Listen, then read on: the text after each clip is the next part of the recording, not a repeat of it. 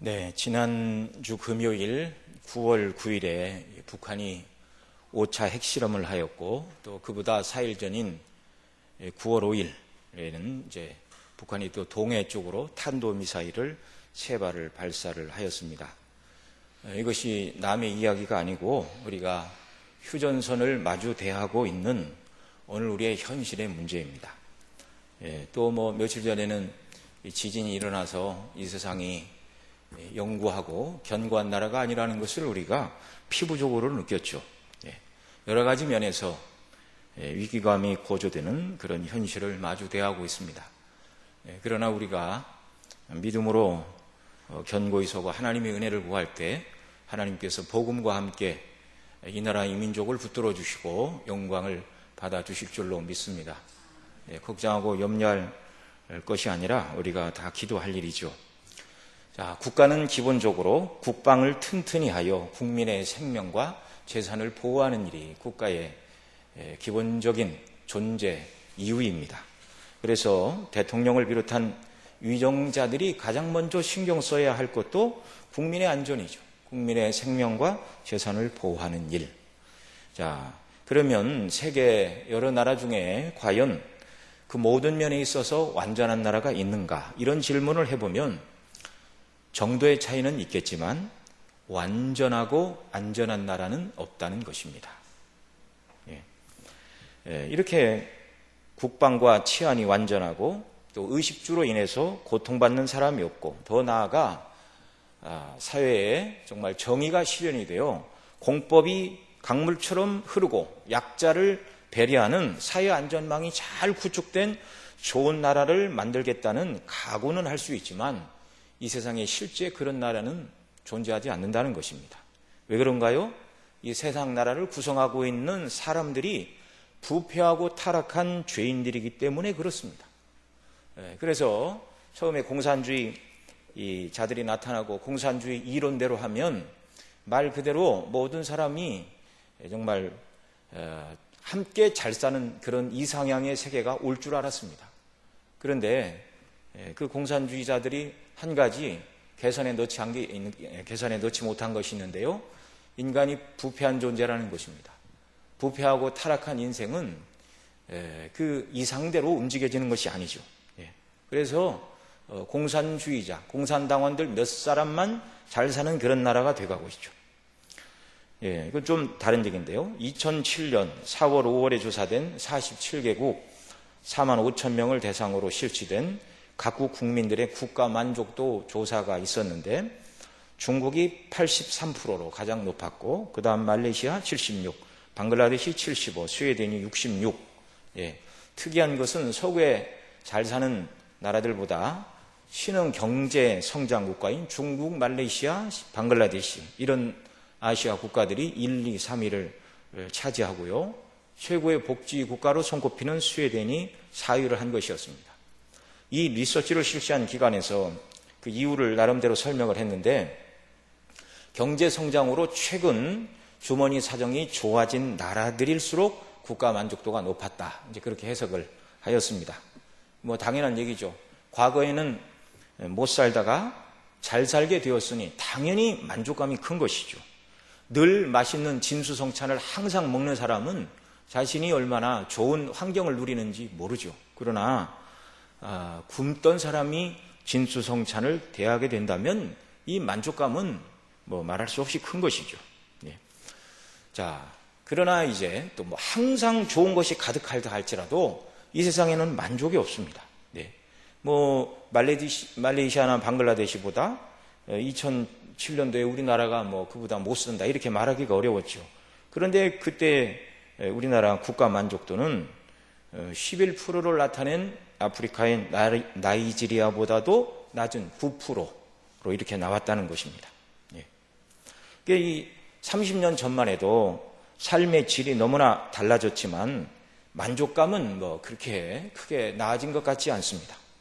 자, 어느 나라 모든 국민 구성원이 참으로 만족하는 그런 나라는 과거에도 존재하지 않았고 현재에도 없고 미래에도 그런 나라는 나타나지 않는다는 것입니다.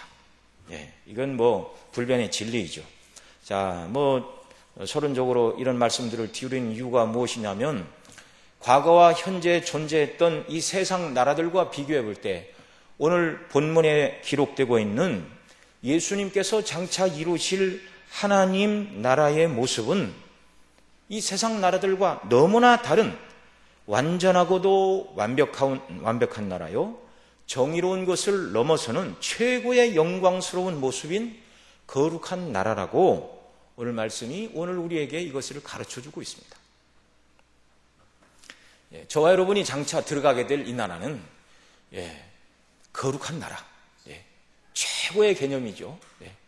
잘 살기만 해도 좋고 정의롭기만 하면 그보다 더 영광인데 그것을 넘어서는 거룩한 영광의 나라, 이것이 하나님께서 그리스도 안에서 이루어 저와 여러분에게 영원토록 주실 하나님 나라의 모습입니다.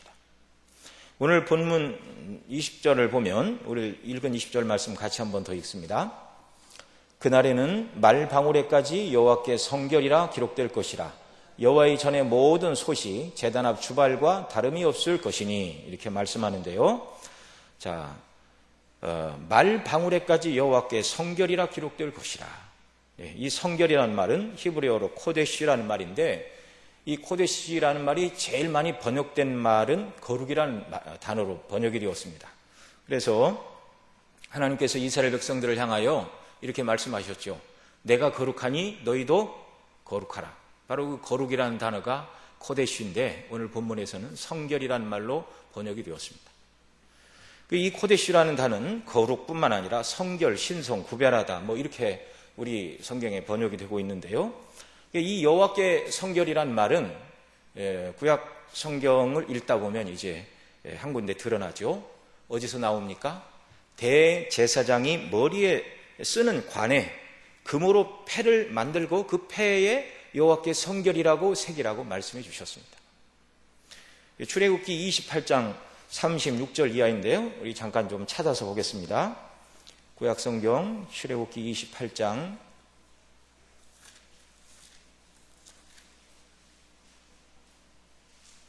36절로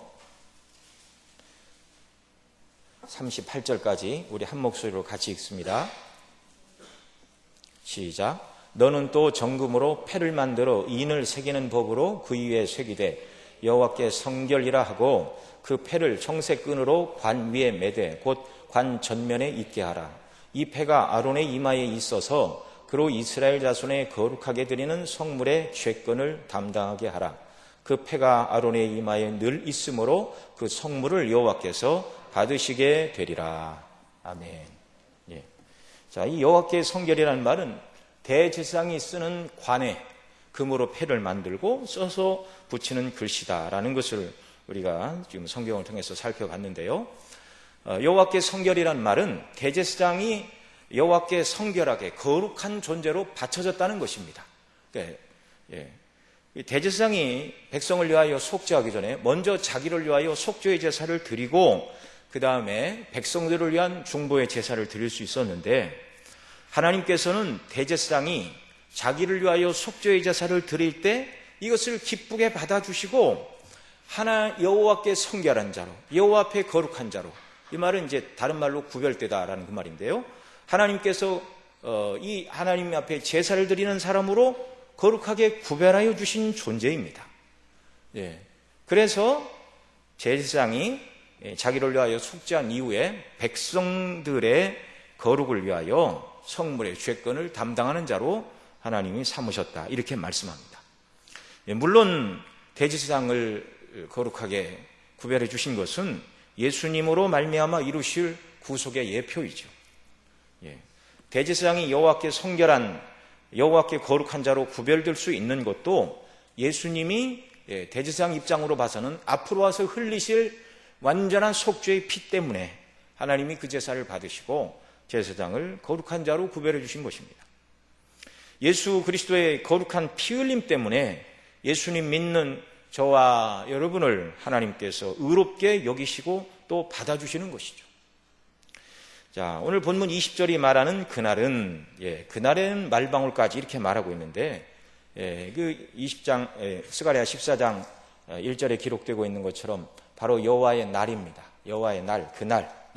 이 날의 궁극적인 성취는 예수님의 재림으로 말미암아 하나님 나라가 완성되는 때라고 말씀을 드렸는데요. 자, 그때가 되면, 하나님 나라가 완전하게 완성이 되는 그때가 되면 말 방울에까지 여호와께 성결이라 기록하게 될 것이다. 말 방울은 말 그대로 말에게 다는 장식품이죠. 말이 걸어갈 때마다 딸랑딸랑 소리가 나는 액세서리입니다. 있어도 그만, 없어도 그만인 것이죠. 천국에 말과 말 방울이 있다는 말이 아니라 이건 상징적인 표현이죠. 천국에 있는 모든 것, 있어도 그만, 없어도 그만인 말 방울에까지 그 모든 것들이 다 성결한 나라, 다 거룩한 나라. 그것이 예수님께서 이루시고 우리에게 하나님께서 주실 나라가 바로 그 완전한 거룩한 나라란 말이죠. 이 사실을 이제 솥과 주발로 다시 설명을 합니다. 성전에는 지성소, 성소, 그 다음에 이제 성소 밖에 성전 뜰 이렇게 구분이 되죠. 그래서 성전을 보면 지성소에 있는 법궤는 이제 조각나무에 정금을 씌워서 이렇게 다 만들었죠. 그룹들도 마찬가지고, 또 성소에 있는 촛대나 떡상 이런 것도 다 금으로 만들었습니다. 이게 이제 성소를 나와 성전 마당에 있는 물두멍과 놋재단, 재단 이런 건 다 이제 노수로 만들었습니다. 좀 차이가 있죠. 하나님의 영광의 임재가 드러나는 지성소와 성소에서는 금으로 만들고 그 밖에는 노수로 만들고. 자, 그리고 성소와 지성소의 모든 물건을 만든 다음에 그것 자체로 정결한 것이 아닙니다. 왜냐하면 죄인인 사람들의 손으로 만들었기 때문에 정결 예식을 행하여 여호와 앞에 성물로 구별하는 일이 있었습니다. 그래서 레위기 16장 14절 이하를 보면 이렇게 말합니다. 그는 대제사장을 말하는데요, 수송아지의 피를 취하여 손가락으로 속죄소 동편에 뿌리고 또 손가락으로 그 피를 속죄소 앞에 7번 뿌릴 것이며, 그러니까 맨 먼저 지성소 안을 성결케 하는 일부터 하라고 가르쳐 주셨습니다. 지성소를 위하여 속죄하고 그 다음 회막을 위하여 그리할 것이요, 그 다음에 그는 여호와 앞 단으로 나와서 그것을 위하여 속죄할지니 곧 그 수송아지의 피와 염소의 피를 취하여 단 귀퉁이 뿔들에 바르고, 번제단을 말하는 것입니다. 이스라엘 자손의 부정에서 단을 성결케 할 것이요. 이 죄인들의 손으로 만들었기 때문에 성결하지 못하죠. 그런데 이 짐승의 피를 뿌리고 발라서 성결하게 하라 이렇게 가르쳐 주셨습니다. 그러나 오늘 말씀하고 있는 20절 그 하반절에 보면 여호와의 전에 모든 솥과 제단 앞 주발, 모든 솥이 제단 앞 주발과 다름이 없을 것이니 이렇게 말하고 있는데요. 이 솥은 성전에서 제물을 삶는 그런 용도였는데 제물은 성물이 아니었습니다. 이 솥은 제물이 아니었습니다. 솥은 성물이 아니었습니다. 자, 그럼에도 이제는 거룩한 향유기름을 담거나 희생의 피를 담는 거룩하게 구별된 성소와 지성소에서 사용하는 주발과, 이건 지성소에서 사용하니 명백히 이건 성물이죠. 이 주발과 고기를 삶는 솥이 차별이 없이 모두가 다 그날에는 여호와의 성물이 될 것이라 이렇게 말씀하고 있습니다. 역시 이것도 천국에서는 거룩하지 않은 것은 하나도 없다는 것이죠.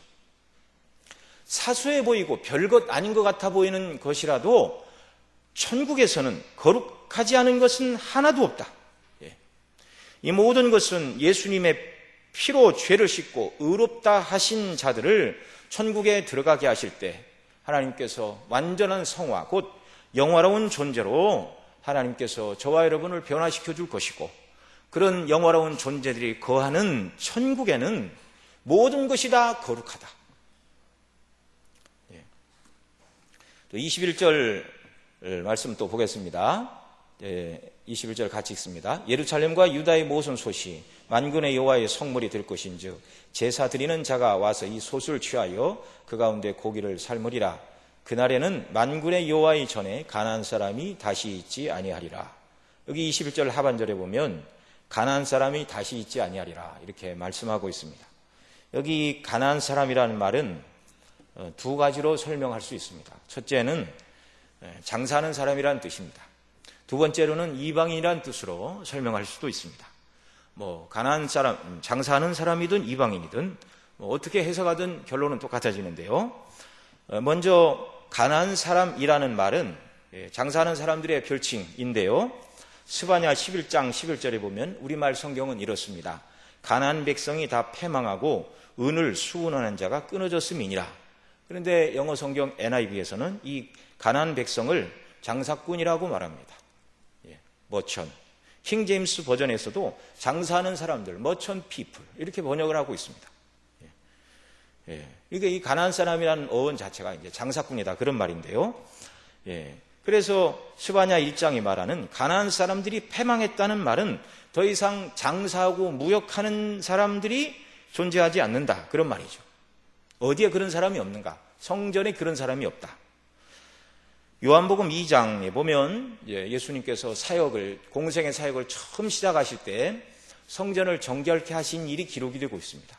또 마태복음 21장에 보면 공생의 마지막에 다시 예루살렘에 오셔서 성전을 정결케 하신 일이 이렇게 두 번 복음서에는 기록이 되고 있는데요. 예수님께서 성전에 들어가사 성전 안에서 매매하는 자들을 다 내어쫓으시고 돈 바꾸는 자들의 상을 엎으시고 비둘기 파는 자들의 의자를 다 둘러부셨습니다.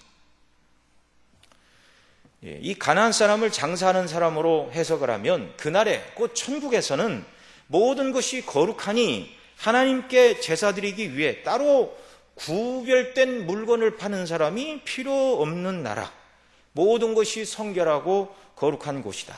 같은 의미죠. 말방울이 여호와께 성결, 그 다음에 희생의 피를 담아서 여호와 앞에서 이렇게 속죄의 피를 뿌리는 주발이나 제물을 삶는 솥이나 다 같이 여호와의 성물이 될 것이고 그날에는 이제 가나안 사람, 장사하는 사람이 없을 것이다. 모든 것이 다 거룩하니 거룩한 물건을 구별하여 팔 사람이 필요 없다는 것입니다. 두 번째로 이 가나안 사람이라는 말을 이방인으로 해석할 수 있다고 말씀을 드렸는데요.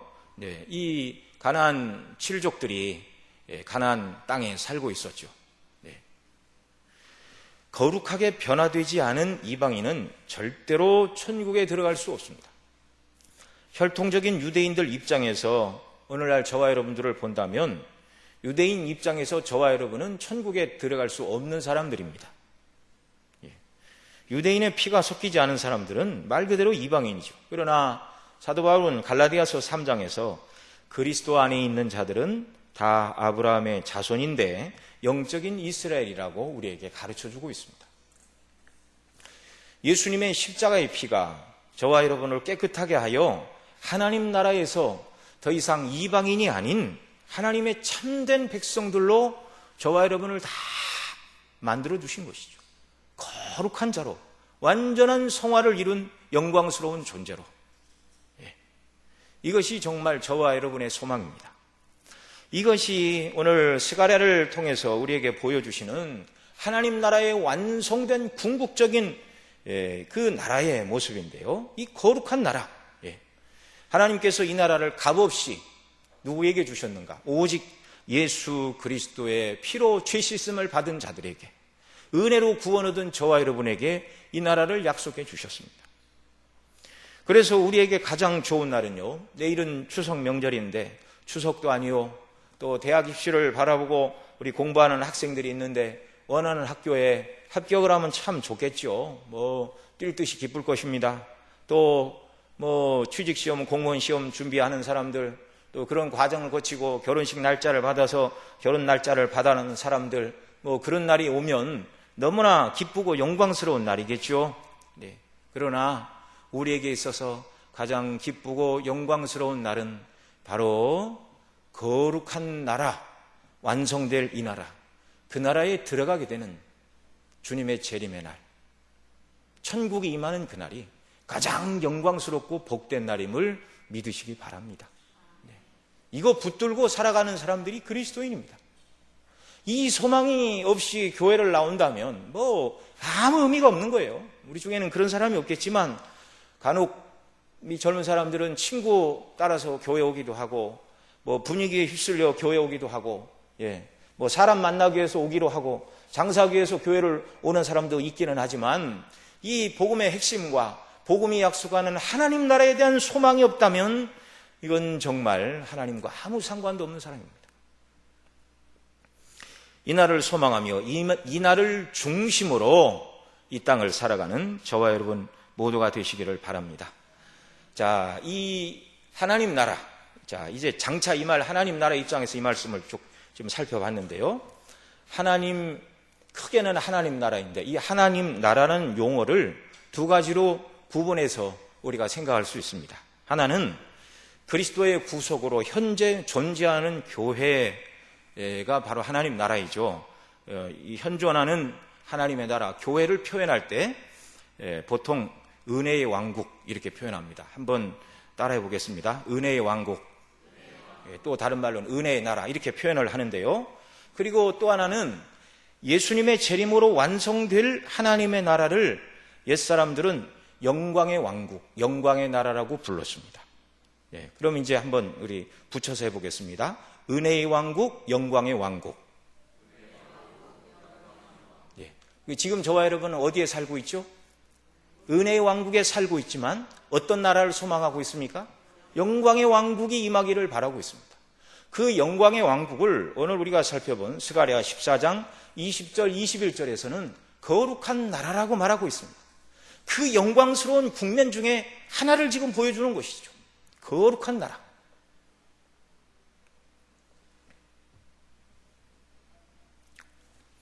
이제 이 거룩한 영광의 나라를 소망하며 이 나라를 바라보는 저와 여러분은 이 영광의 나라, 거룩한 나라가 이루어지기까지 이 은혜의 나라 속에서 살아가야 하는데요.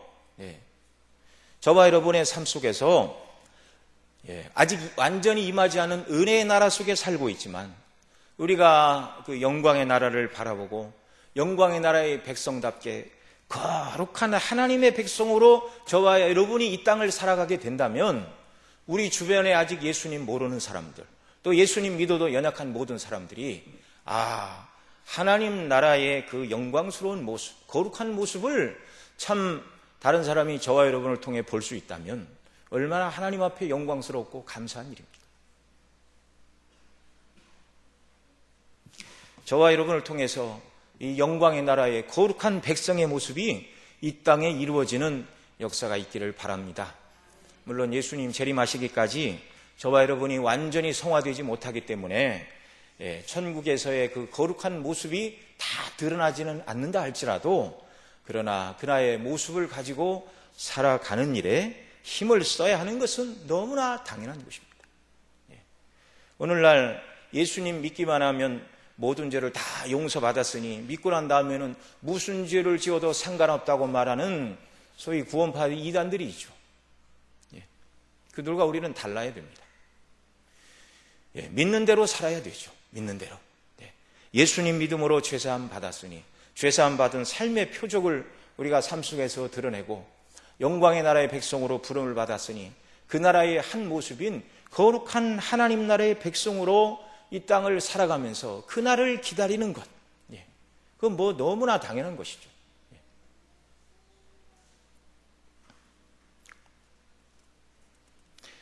하나님께서 말씀하셨죠. 내가 거룩하니 너희도 거룩하라. 그러니 우리가 거룩한 나라를 소망하며 살아가는 사람들로서 이 거룩을 추구하면 좋고 안 해도 상관없고 그런 것이 아니라 저와 여러분을 그리스도 안에서 은혜로 구원해 주신 하나님께서, 아버지 하나님께서 저와 여러분에게 아버지로서 자녀에게 바라는 바가 바로 이 거룩한 삶이라는 것입니다. 하나님 아버지의 이 기대감을 정말 온전히 이루어드리는 역사가 우리에게 있기를 바랍니다. 자, 장차 하나님 나라에서의 완전한 거룩과 성결, 곧 영화로운 존재로 하나님이 저와 여러분을 바꿔주실 것입니다. 이 사실을 믿고 늘 우리 삶에 우리가 적용해서 죄를 이기는 이런 사람들로 우리가 살아야 되죠. 유대인들은 율법의 외형을 지키면 자기들이 거룩하고 성결한 존재인 줄로 착각을 하고 살았습니다. 마음은 빠지고 형식에 치우친 그들의 삶을 보시고 우리 주님은 뭐라고 그러셨죠? 외식하는 자여 너희들은 회칠한 무덤과 같다.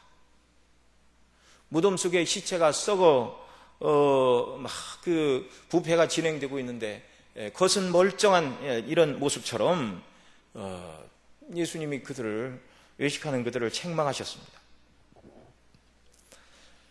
정말 영광의 나라, 거룩한 나라를 소망하며 은혜의 나라에서 살아가는 저와 여러분은 거룩한 삶, 성결한 삶, 1차적으로는 예수님을 닮는 곳으로부터 이것이 가능한 것이죠.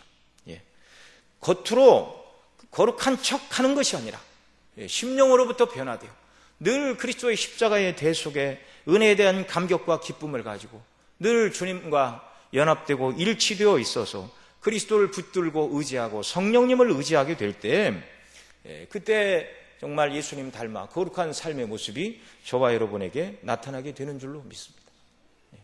여러분, 우리가 하나님 앞에 거룩한 거니까 거룩은 교회 나올 때만, 예배 드릴 때만, 기도할 때 경건하게 기도하고, 찬송 부를 때 딴 생각 안 하고 찬송에 집중하고, 예배 드릴 때 말씀에 집중하고, 이게 거룩인가? 물론 그렇죠. 그러나 저와 여러분의 이 거룩한 모습은 다른 사람을 통해서도 드러나야 하는 줄로 믿습니다. 사람과 관계에서 우리의 거룩이 어떻게 나타나야 될까요? 세상 사람들에게 정직하고 진실한 모습으로, 또 부모를 공경하고 어른을 존경하는 것이 하나님 나라의 거룩한 백성들의 구별된, 이 성결, 거룩, 구별 다 같은 말이죠. 세상과 다른 구별된 이런 거룩한 모습이 우리 가운데 나타날 때, 저 사람이 정말 그리스도인이구나. 학생은 학교에서 하나님 백성답게 구별된 삶을 살아야 됩니다. 직장인은 직장에서 하나님의 자녀답게 정직하고 바르고, 이게 거룩함을 추구해야 되는 이유가 바로 이것이죠. 우리 힘으로 되지 않으니 날마다 주님 붙들어야 되고 성령을 의지하여 정말 세상 사람들 가운데 거룩한 모습을 드러내므로 말미암아 하나님께서 내가 거룩하니 너희도 거룩하라 하신 그 말씀을 정말 이 땅에서 이루어가는 귀한 역사가 있기를 바랍니다. 두 번째로 저와 여러분은 이 세상에서 더 이상 가나안 사람이 아닙니다. 그리스도 안에서 우리는 더 이상 세상 이익만 추구하는 가나안 사람의 정신으로 살지 않는 존재로 부르심을 받았습니다. 그래서 예수님 믿는 사람들이 아닌 이방인들, 그리스도 밖에 있는 사람들의 삶의 첫 번째 목표가 세상과 세상의 물질이라고 정의를 한다면 하나님 앞에서 저와 여러분은 가나안 사람도 아니고 이방인도 아니니 우리 삶의 최우선의 목표는 세상도 아니고 세상의 물질도 아닌 줄 믿으시기 바랍니다. 이걸 우리가 믿음으로 적용해야 돼요, 우리 삶에. 하나님께서 나를 세상 중심의 세상만 바라보는 사람으로 부르지 않았다.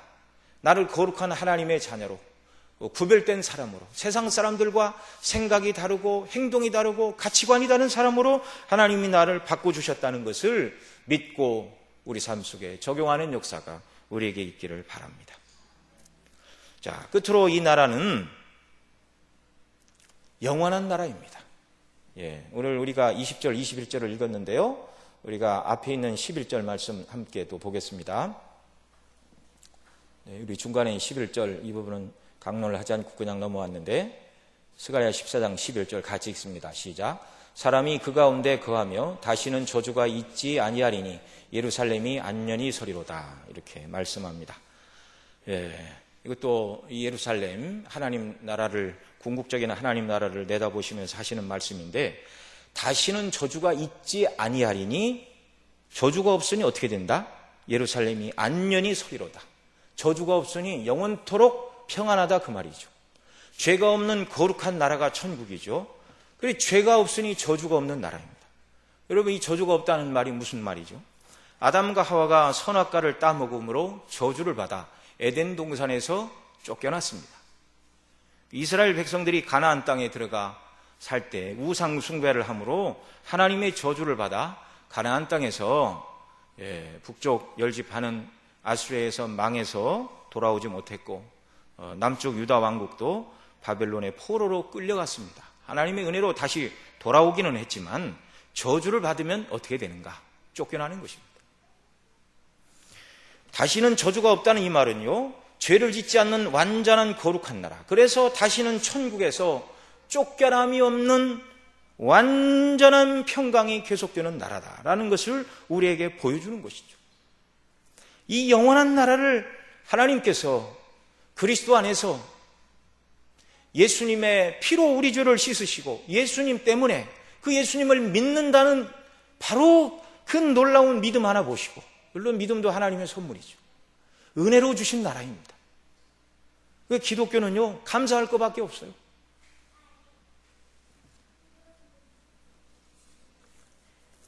온통 불완전한 것이 가득 찬 이 세상 속에 살아가고, 또 저와 여러분의 삶의 현실 속에 부족한 것 투성이고, 좀 이렇게 좀 바뀌었으면, 좀 이렇게 나아졌으면 좋겠다 싶은 것들이 많이 있지만, 그러나 우리가 이 땅에서 예수님 믿는 것은 삶의 조건이 좋아지고 변화되기를 바라는 것이 궁극적인 목표가 아니죠. 신앙의 여정 속에서 그런 은혜를 주시면 감사하지만, 이미 영광의 나라의 백성으로 하나님이 불러주셨고 그 거룩한 나라의 백성으로 저와 여러분을 정말 삼아주셨고, 또 이 은혜의 나라를 살아가는 동안 그 하나님 나라의 백성으로서의 아름다운 모습을 드러내므로 하나님께 영광을 돌리고, 이 모습을 드러내므로 하나님 나라가 확장되는 일에 쓰임 받으라고 저와 여러분을 그리스도 안에서 먼저 구원하여 주신 줄로 믿습니다.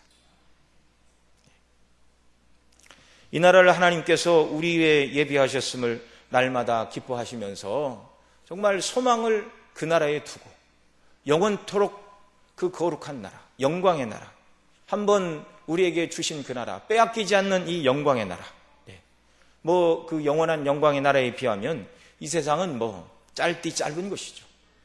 그래서 저와 여러분의 육체 남은 때를 살아가는 삶의 원리가 세상에서 삶의 조건이 좋아지고 변화되기를 간절히 열망하는 세상 중심의 삶이 아니라 그 거룩한 나라의 백성의 영광을 온전히 깨닫고 하나님이 거룩하시니 주님을 닮아 거룩한 사람으로 거룩한 삶의 모습이 우리 가운데서 드러나 하나님이 영광을 받으시고 이 나라가 확장되고 예수님 모르는 사람이 우리의 삶을 통하여 권고함을 받는 이런 귀한 은혜를 하나님께서 저와 여러분 모두에게 베풀어 주시기를 바랍니다.